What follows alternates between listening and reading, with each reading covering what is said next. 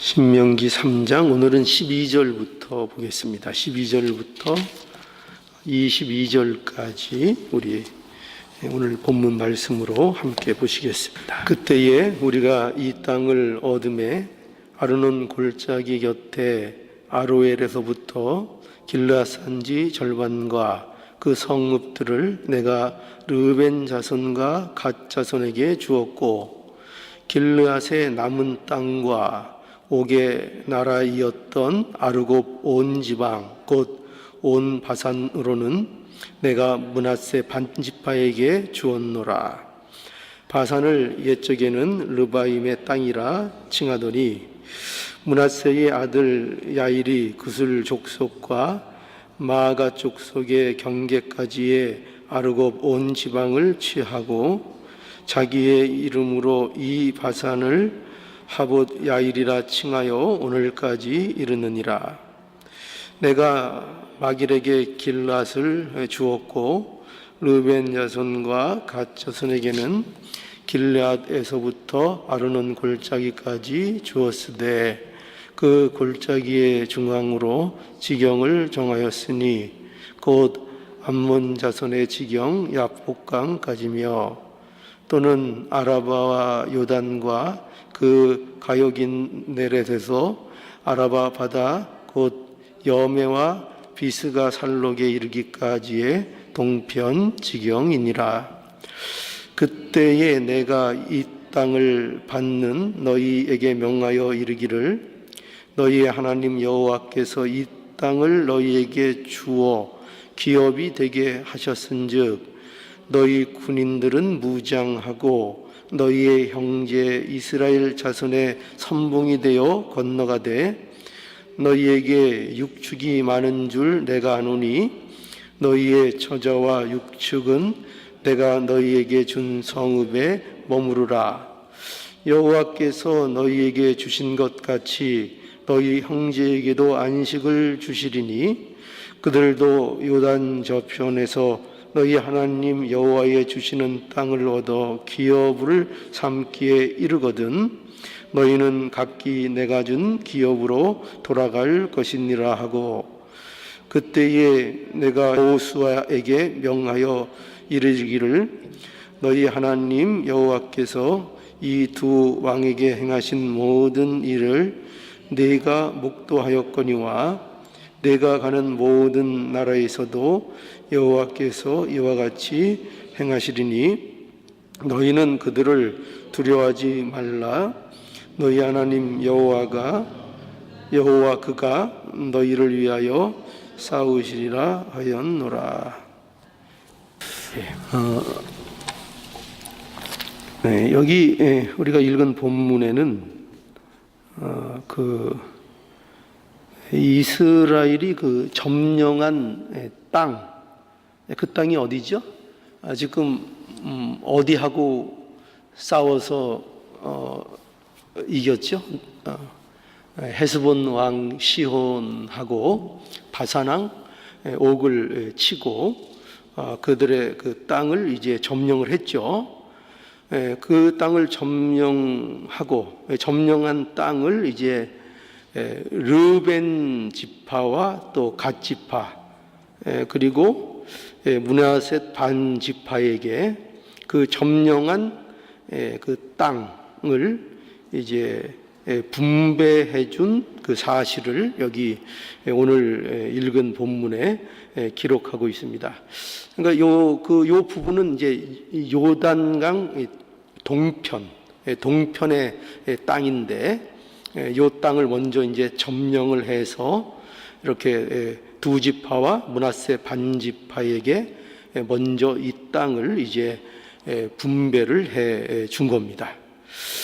그리고 이제 그 18절에서 20절에 보면은 그 땅을 얻은 지파에게 이제 모세가 무엇을 명했는가 하는 게 이제 거기 기록되어 있는데요. 다시 한번 보면은 18절부터 그때에 내가 이 땅을 받은 너희에게 명하여 이르기를 너희의 하나님 여호와께서 이 땅을 너희에게 주어 기업이 되게 하셨은즉 너희 군인들은 무장하고 그러니까 새로운 그 싸움에 대한 각오, 준비 이런 것을 다시 한번 당부한 거죠. 하고 너희의 형제 이스라엘 자손의 선봉이 되어 건너가되 라고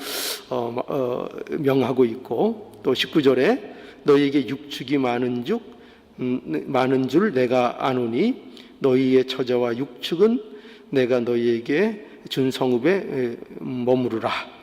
여호와께서 너희에게 주신 것 같이 너희 형제에게도 안식을 주시리니 그들도 요단 저편에서 너희 하나님 여호와의 주시는 땅을 얻어 기업을 삼게 이르거든 너희는 각기 내가 준 기업으로 돌아갈 것이니라 하였고 라고 해서 이제 르벤 지파와 갓 지파 그리고 므낫세 반 지파에게 이제 너희들이 땅을 분배를 받았지만 가나안 정복 이제 앞으로 요단 강을 넘어서 요단강 서편에 있는 이 가나안 땅을 정복하는 일에 너희가 동참해야 할 것을 이제 명하고 있는 그런 기록을 오늘 본문에서 우리가 보게 됩니다. 그러니까 이 내용은 지금 다 모세가 이미 이루어진 일을 지금 가나안 땅에 들어가기에 앞서 이스라엘 백성들에게 다시 이 내용들을 회상해서 말해주고 있는 그런 내용입니다. 그래서 여기 보면은 르벤, 갓 그리고 므낫세 반 지파는 이제 요단 동편에서 이미 기업을 받았지만 그것으로 이제 끝나는 것이 아니라 이스라엘의 가나안 정복의 그 시작은 어떻게 보면은 이제 시작된 거죠. 이제 시작된 겁니다. 그래서 그들은 이미 기업을 받았지만 가나안 정복의 끝까지 이제 함께 해야 할 것을 이제 모세가 다시 한번 확인시키고 있는 것입니다. 그러니까 오히려 어떻게 하라고요? 기업을 얻었지만 너희가 어떻게 돼야 된다고요? 너희가 마음을 다시 잡고 너희가 이 기업을 먼저 얻었다고 해서 거기에 대해서 안주하고 그 땅에 머무르고 그것을 그저 이제 우리는 됐다라는 마음을 가지는 것이 아니라 오히려 군인으로서 마음을 정비하고 너희들이 오히려 이 싸움에 더욱더 선봉에 서야 할 것이다. 이렇게 그 일에 대해서 다시 한번 확인하고 있는 것입니다. 그러니까 이 일이 여기서 왜 이것이 이제 다시 확인되는가, 이것이 왜 중요한가 하면은 이 일은 이스라엘에게 있어서 즉 가나안을 정복하는 이 일은 이것은 이런 차원의 일이기 때문에 그렇습니다. 뭐냐면 이것이 민족적인 차원의 일이기 때문입니다. 그러니까 이 일은 이스라엘 모두가 참여해야 하고 이스라엘이 시작하고 이스라엘이 이 일을 함께 마쳐야 하는 일로서 하나님께서 이스라엘 백성들에게 허락하고 있는 일이기 때문입니다. 그래서 이스라엘은 하나의 운명 공동체라고 얘기할 수가 있는 거죠. 그러니까 이것은 우리에게 하나님께서 주신 구원의 어떤 그 성격을 우리에게 설명해 주시는 것인데, 그것은 어떻게 보면 개인적인 구원이라기보다 민족적이고 그리고 공동체적인 구원을 하나님께서 우리에게 이루어 가시기를 원하고 계시다는 것을 우리는 알 수 있습니다. 그러니까 이스라엘을 애굽에서 구원해 내는 것도 이스라엘에서 어떤 몇몇의 개인을 구원해 내는 것이 아니라 이스라엘 민족을 모세를 통해서 구원해 내시는 것이고, 오늘날 우리에게 있어서도 우리를 하나님께서 교회로 부르셔서 교회 안에서 우리를 교회라는 공동체로 부르셔서 우리의 구원을 이루어 나아가는 이 일을 우리에게 허락하고 계시다는 것입니다. 그래서 이러한 구원의 성격을 우리가 알고 하나님께서 원하는 것이 무엇이냐 할 때 우리가 하나의 신앙 공동체로서 같은 운명을 가진 하나의 공동체로서 우리를 부르고 계시고, 그 안에서 누구도 배제되거나 무시되거나 하지 않고 모두가 함께 가야 될 그 길을 우리가 걷고 있다, 이렇게 우리에게 말씀해 주시는 겁니다. 그래서 우리가 이 말씀을 통해서 즉 여기 먼저 차지한 르벤 지파, 갓 지파 그리고 므낫세 반 지파에게 이 가나안 정복의 일을 함께 동참할 것을 명령하는 이 모세의, 또 이것을 확인하는 모세의 이 말씀을 통해서 우리는 우리에게 허락하신 신앙에 대한 어떤 오해를 우리가 떨쳐 버려야 하는 것입니다. 그리고 우리가 주의해야 할 것이 있는 거죠. 그게 뭐냐 하면은 그것은 이런 겁니다. 그것은 신앙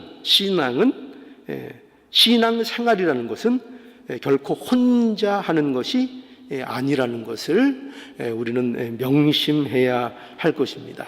그러니까 우리가 흔히 그런 얘기 하잖아요. 나만 잘 믿으면 되지. 내 신앙 잘 챙기고 내가 하나님과의 관계에서 바로 서고 내가 하나님만 잘 섬기면 되지라는 이런 생각으로 우리의 신앙이 옳은 줄 알고 그것이 우리의 신앙의 전적인 모습이라고 오해하고 거기에 머무를 수 있다는 것입니다. 그래서 신앙이 어떻게 되는가 하면은 신앙이 모든 어떤 조건과 환경과 주위에 있는 것들을 아우르고 품는 신앙이 되지 않고, 신앙이 어떤 형식을 띠게 되냐면 개인화되고 신앙이 고립화되는 경향이 있다는 것입니다. 근데 그것이 아니라는 거예요.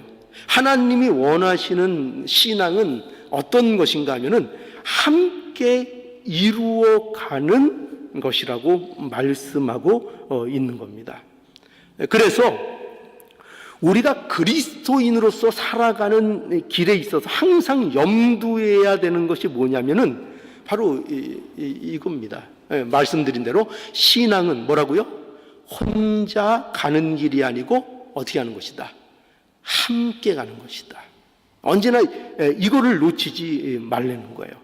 근데 우리가 이 부분을 굉장히 많이 놓치고, 특별히 우리 좀 보수를 좀 지향하고 신앙적으로 이런 신앙의 모습들이 굉장히 좋고 유리하고 하나님 앞에 기뻐하심을 받는 모습이 많은데, 근데 이런 부분에서 좀 어떻게 보면은 조금 오해가 깊은 면이 있지 않은가 하는 것을 우리가 좀 경험하게 됩니다. 그래서 신앙이라는 것을 우리가 개인적인 신앙으로만 가지고 있고, 그 신앙이 이렇게 고립화되어서 내 혼자 하는 신앙으로서, 내가 잘 믿고 나만 잘 믿으면 되는 신앙으로서 갖고 있는 것을 전부라고 여기는, 여기에 머무는 신앙이 되기 쉽다는 것입니다.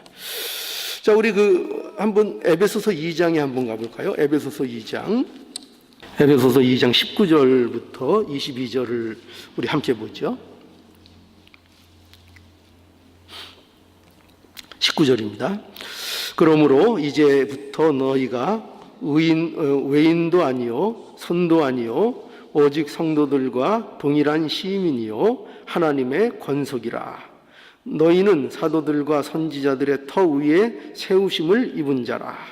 그리스도 예수께서 친히 모퉁이 돌이 되셨느니라.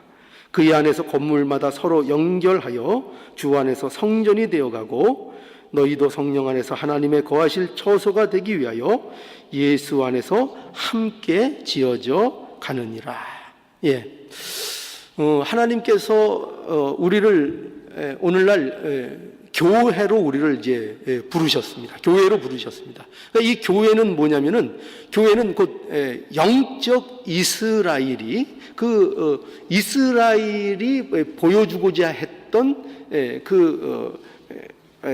하나님 자녀들의 그 공동체, 그게 뭐냐면은 바로 교회입니다. 그래서 오늘날 구약에서 보여주는 그 이스라엘의 어떤 그 현실이 우리에게 이루어졌고, 그것이 이제 교회라는 것으로 우리에게 이제 주어진 것입니다. 그래서 교회가 무엇인가 하면, 교회는 예수 그리스도를 믿는 자들의 유기적인 연합체가 교회입니다. 그죠? 이런, 우리가 이 오늘날은 건물과 어떤 조직 이런 것과 혼용돼서 이 교회라는 용어가 사용되고 있지만, 성경에서 말하고 있는 이 교회라는 것은 이거밖에 없어요. 뭐냐면, 예수를 믿는 그 자들, 예수 안에서 거듭난 자들이 서로 유기체적으로 모여 있는 그 연합체, 이것이 이제 교회인 것입니다. 그러니까 그리스도가 머리가 되시고 모든 성도는 그 지체가 되는 그 연합체를 얘기하는 거죠. 그래서 이것을 왜 이제 유기체적인 연합체라 하는가 하면은, 이것은 생명이기 때문에 서로 분리되어서는 존재될 수 없는 특성을 이제 강조하기 때문에 그런 것입니다. 그래서 이 교회로 하나가 됐다는 것, 예수 그리스도 안에서 우리가 한 운명 공동체가 되었다는 것은, 한 교회가 되었다는 것은, 이것은 분리될 수 없는 성격의 어떤 연합체로서 우리가 묶여 있다는 것을 말씀하고 있는 겁니다. 그래서 교회는 어떤 특성을 갖는가 하면, 여기 에베소서에 지금 우리가 읽은 바와 같이 각 성도들이 연합하여 함께 지어져 가고 함께 자라야 하는 것이 그 교회를 통해서 이루도록 하나님께서 허락하시고 있는 것입니다. 그래서 여러분 보세요. 교회의 핵심은 뭐냐? 교회의 핵심은 이렇게 교회가 가지는 핵심적인 내용이 뭐냐면은, 그게 뭐죠? 연합인 것입니다. 연합. 그리고 함께 하는 거예요. 함께 하는 거. 그게 교회의 핵심인 것입니다. 그래서 성도가 함께 하지 않는 것은, 이것은 어떻게 보면은 엄밀하게 얘기하면 기독교 신앙에서 벗어난 이탈행위라고 볼 수 있는 거예요. 그러니까 이 교회라는 공동체에서 벗어나 있는 것은, 이건 기독교 신앙의 정상적인 모습이라고 볼 수가 없는 것입니다. 그러니까 기독교 신앙이라는 것은 하나님을 사랑한다라는 것만으로 성립하지 않습니다. 이게 굉장히 중요해요. 우리는 그럴 것 같죠. 하나님만 사랑한다 하면은 기독교 신앙이라는 것이 성립되는 것 같지만, 그러나 기독교 신앙이라는 것은 반드시 하나님을 사랑하고, 그 하나님을 사랑하는 것이 그 내가 갖게 있는 이웃들에게 그 사랑이라는 것이 뭐라 그럴까요? 흘러가고, 그 이웃 사랑이라는 것이 동반되어져 그 증상들이 나타나는 자가 돼야 되는 것입니다. 그래서 하나님 사랑과 이웃 사랑이라는 것이 언제나 함께 동반되어져 있어야 되는 것이지, 하나님 사랑만 있는데 이웃에 대한 사랑이 없다라는 것은 그건 모순적인 거예요. 모순적인 거.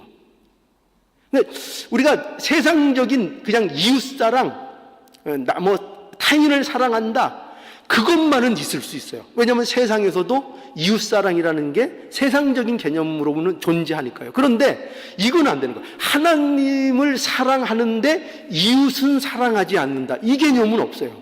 그러니까 하나님을 사랑하면 이웃도 사랑하는 존재가 되어버린 것입니다. 그러니까 이거는 항상 함께 가야 하는 겁니다. 그래서 교회에 모인 자들의 특징, 교회라는 것은 뭐냐 하면은 항상 거기에는 뭐가 따라 있냐 하면은 성도들이 함께 연합하여 반드시 함께 지어져 가고 함께 만들어져 가고 함께 하는 일들이 반드시 이루어져 나가야 그것이 정상적인 신앙의 모습인 것을 우리가 알아야 됩니다. 얼마 전에 동계 올림픽이 끝났죠. 동계 올림픽 여러 가지 사건이 있었는데 거기 보니까 하나의 이런 사건이 있었어요. 뭐냐면 쇼트트랙, 우리 한국이 굉장히 종목에서 강한데 거기에 제가 이번에 몰랐다가 알았던 종목이 하나 있어요. 그게 뭐냐면 쇼트트랙 종목 중에 팀 추월이라는 종목이 있더라고요. 그게 뭐냐면 3명이 한 조가 돼가지고 기록 경쟁을 하는 건데 3명이 한 조죠. 그런데 그 게임 방식이 어떻게 되는가 하면은 셋 중에 마지막 들어온 사람의 기록이 그 조의 기록이 되는 거예요. 근데 요번에 뭐가 말썽이 됐는가 하면은 2명이 1명을 완전히 배제하고 그냥 먼저 후딱 들어와 버려가지고 들어오면 뭐합니까? 한 사람이 뒤에 한참 처져가지고 들어오는 바람에 이것이 너무나 표시가 나고 좀 모양이 이상해서 봤더니 무슨 늦게 들어온 1명이 왕따를 당했고 이런 해서 그냥 서로 융합이 잘 안 돼서 그런 일이 이제 벌어진 것으로 이렇게 되어 있습니다. 그러니까 우리가 거기서도 그 게임의 룰이 뭐죠?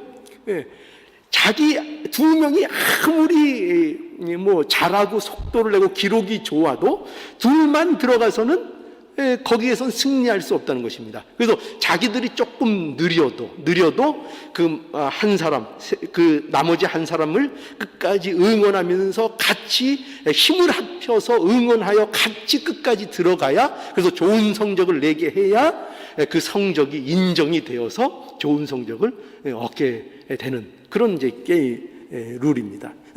우리 신앙생활도 어떻게 보면은 이와 같다는 겁니다. 하나님께서 우리에게 허락하신 우리의 신앙의 생활, 거기에 무엇이 강조되어야 되는가 하면 이처럼 우리의 신앙생활은 내 혼자 단독적으로 독립적으로 내 신앙만 좋으면은 그것을 하나님께서 옳다 인정하는 그런 신앙이 아니고, 우리가 이걸 착각해요. 그러면 우리는 하나님께서 우리를 기뻐하실 줄 알아요.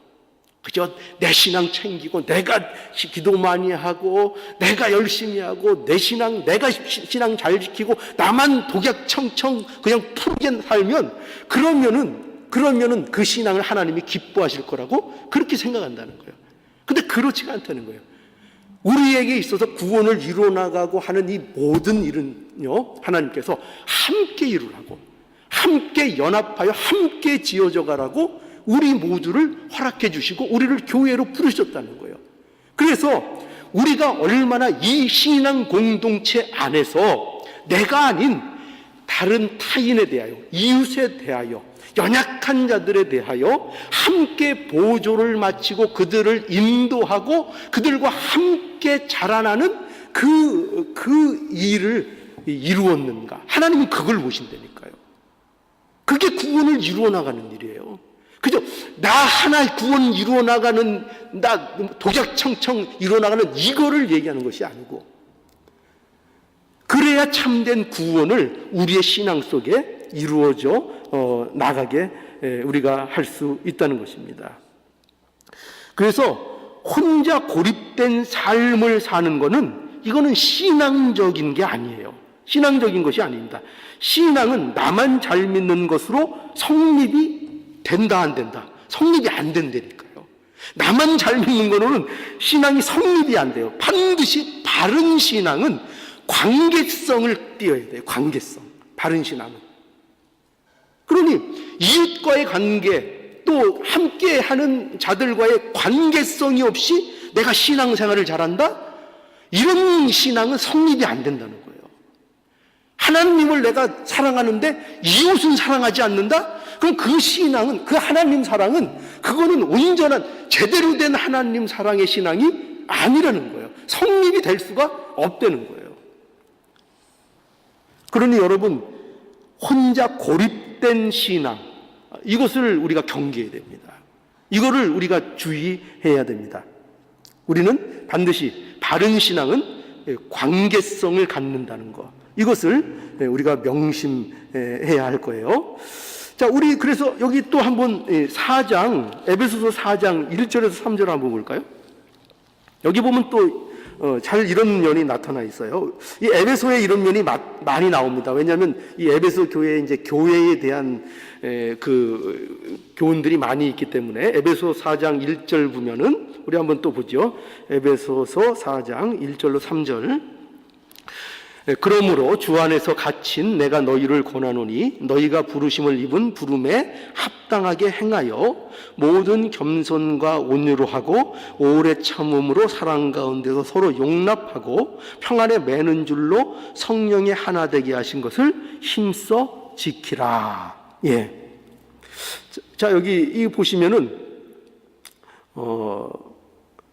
여기 그 교회의 성도들에게 바울이 이제 무엇을 권하고 있는가 하면 여기 보는 바와 같이 2절에 이런 것들을 권하고 있죠. 모든 겸손과 온유로 하고 오래 참음으로 사랑 가운데서 서로 용납하고 평안함 매는 줄로 하나 된 것을 성령의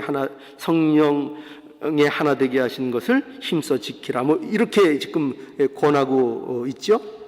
여기 보면은 이 모든 것들이 어떤 특성을 갖고 있는가 하면은 여기 보는 바와 같이 다른 사람과 함께 하기 위한 것들이 여기 다 나타나 있는 거예요. 그렇죠? 여기 보세요. 이 모든 것들이 다른 사람과 함께 하기 위해 필요한 것들이 아니에요? 이런 것들을 통해서 뭘 하라고요? 이 모든 것을 통해서 성령의 하나 되게 하신 것을 힘써 지키라. 이렇게 얘기하고 있잖아요. 뭐를 통해서? 모든 겸손, 온유, 오래 참음, 사랑, 서로 용납하고 평안한 것, 이런 것으로 뭘 지키라고요? 성령의 하나 되게 하신 것을 힘써 지키라. 그렇죠? 그러니까 이 모든 것들이 뭐와 관련된 거예요? 사람들에게 어떻게 할 것인가 하는 거죠. 그러니까 이거 보세요. 이런 것들이 왜 요구되는가 하면은 오늘 말씀드리고 있는 것처럼 신앙은 어떤 거라? 신앙은 어떤 거라? 신앙은 뭐라고요? 신앙은 함께 가는 것이다. 그러니까 이게 필요하다는 거예요.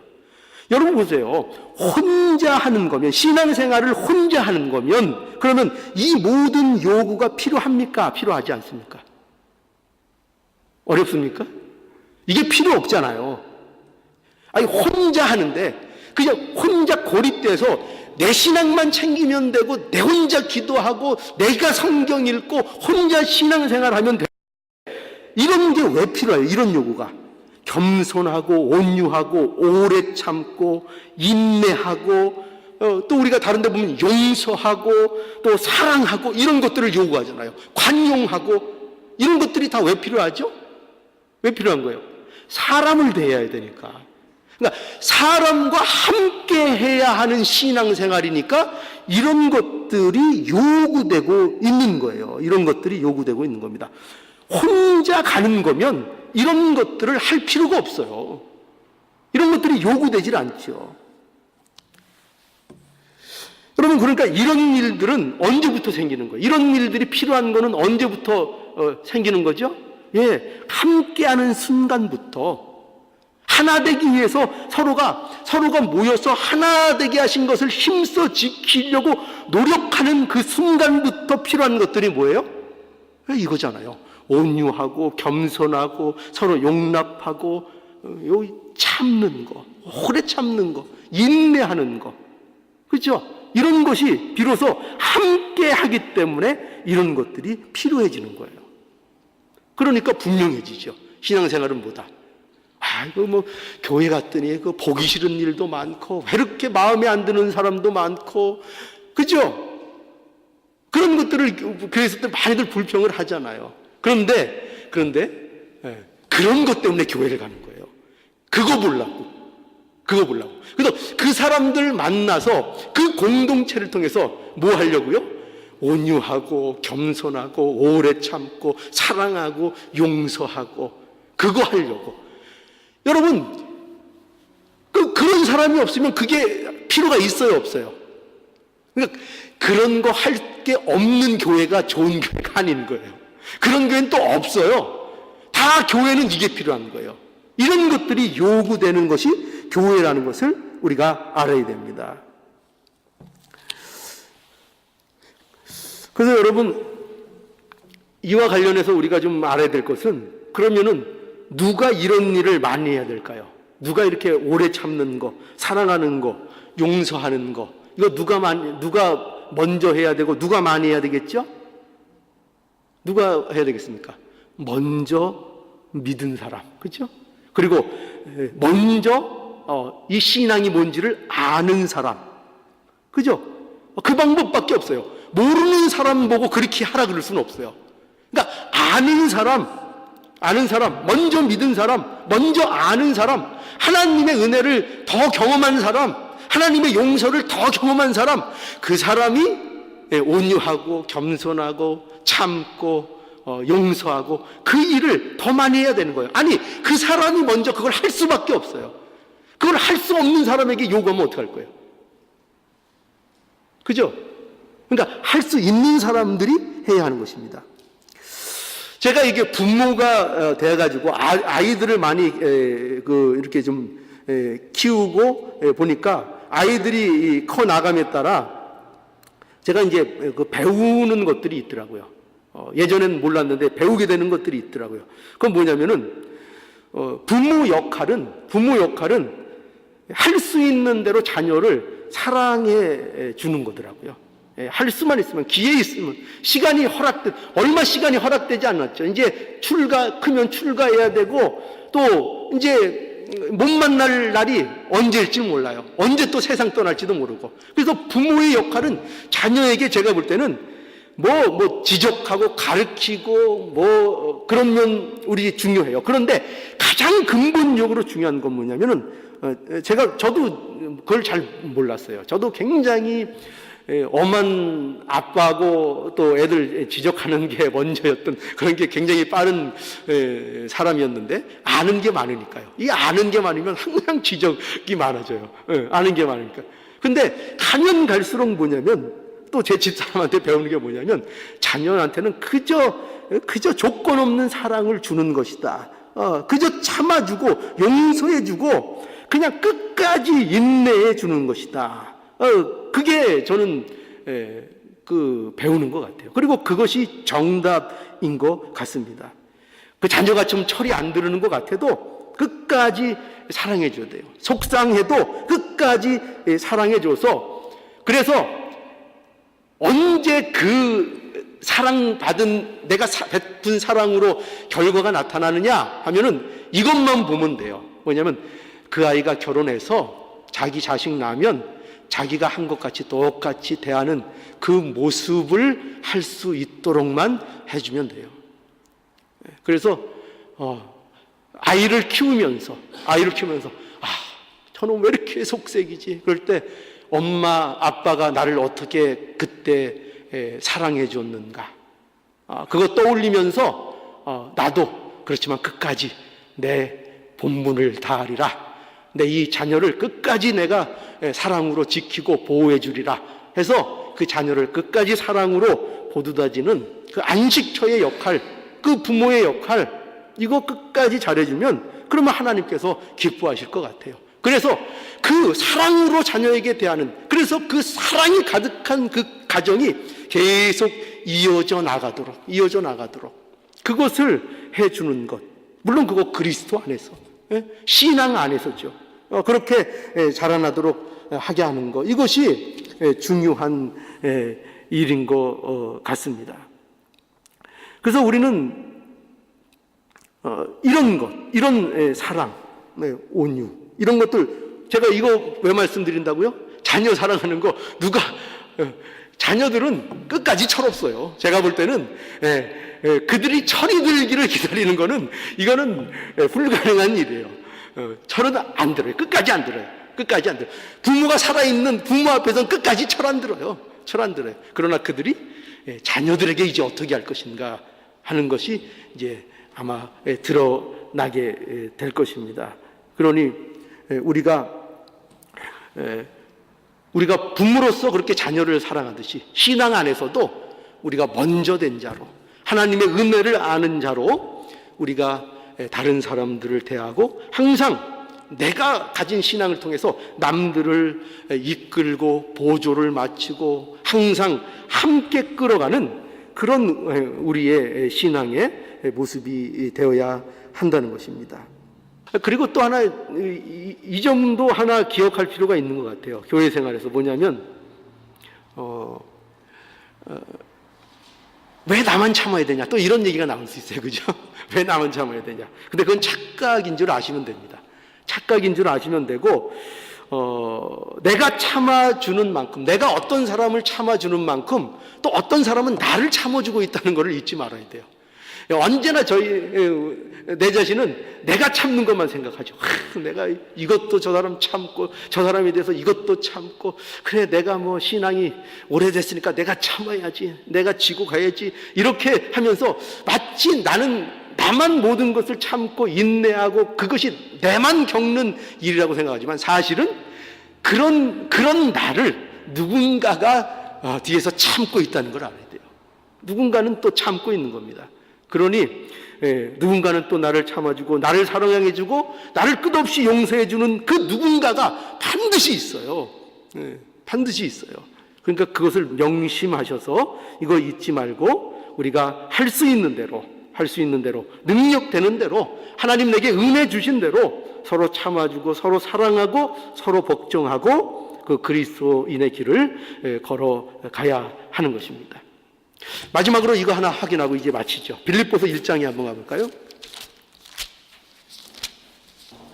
빌립보서 1장 23절 26절까지 한번 읽겠습니다. 내가 그 두 사이에 끼었으니 떠나서 그리스도와 함께 있을 욕망을 가진 이것이 더욱 좋으나 그러나 내가 육신에 거하는 것이 너희를 위하여 더 유익하니라.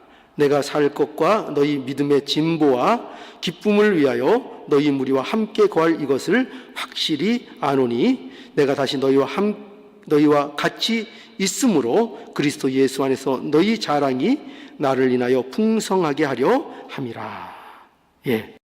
여기 우리 잘 아는 말씀이죠. 바울이 지금 죽느냐 사느냐 하는 그 사이에 끼어 있습니다. 그래서 고백하는 게 뭐냐면 바울은 어느 것도 좋다는 거예요. 죽어도 좋고 살아도 좋다는 거예요. 이대로 죽어서 순교해도 좋고 또 풀려나서 살아도 좋다는 거예요. 그런데 죽으면 왜 좋은가? 그리스도와 함께 할 것이기 때문에 좋고 살면 왜 좋은가? 할 때 이게 중요하죠. 오늘날 우리에게 살면 자신의 삶으로 인해서 어쩌다는 거죠?